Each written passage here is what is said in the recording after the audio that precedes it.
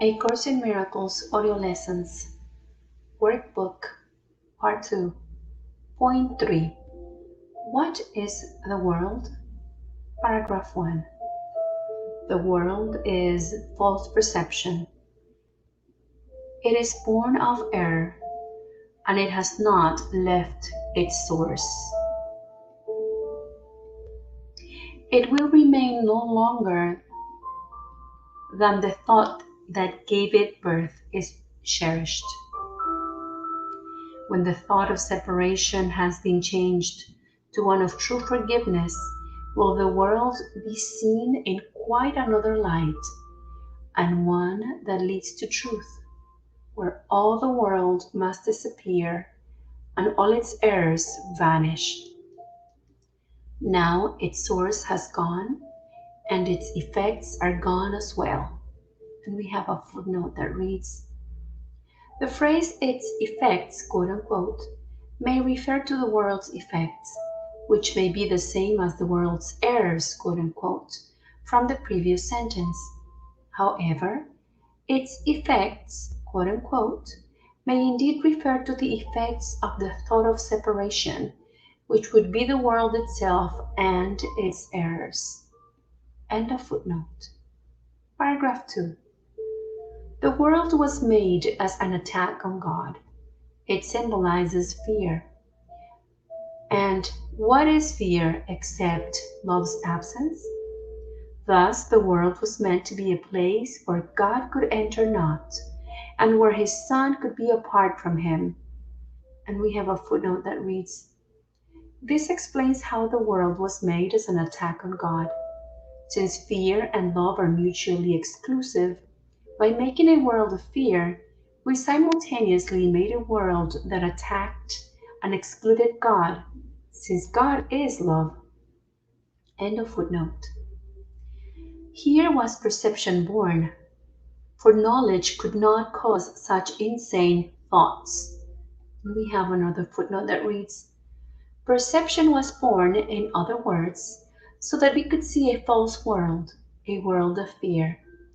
Only perception can be in error, because by definition, perception is separate from the object it seeks to know, and that separateness leaves room for error.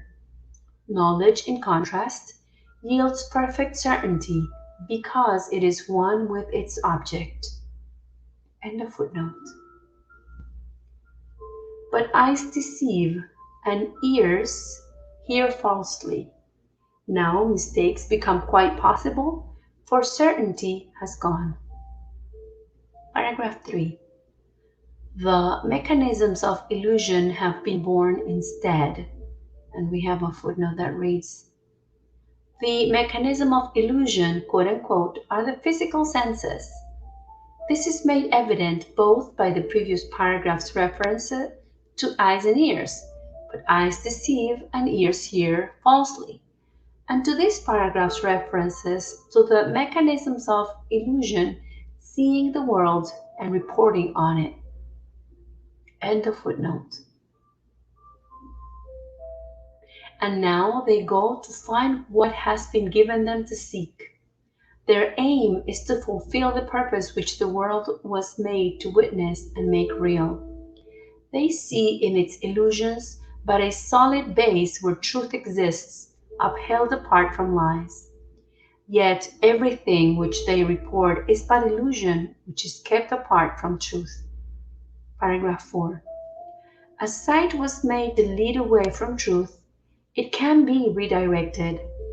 Sounds become the call of God, and all perception can be given a new purpose by the one whom God appointed Savior to the world. Follow his light and see the world as he beholds it.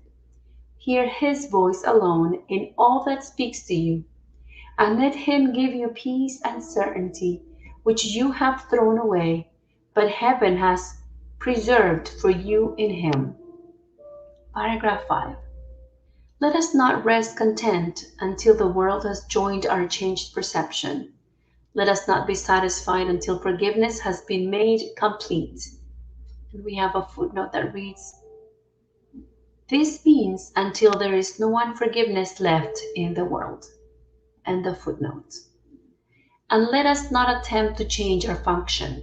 We must save the world, for we who made it must behold it through the eyes of Christ, that what was made to die can be restored to everlasting life.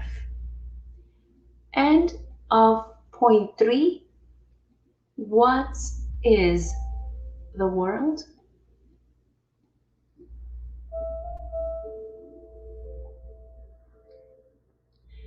Remember to listen to this introductory audio, to lessons 249 to 250. Enjoy your practice.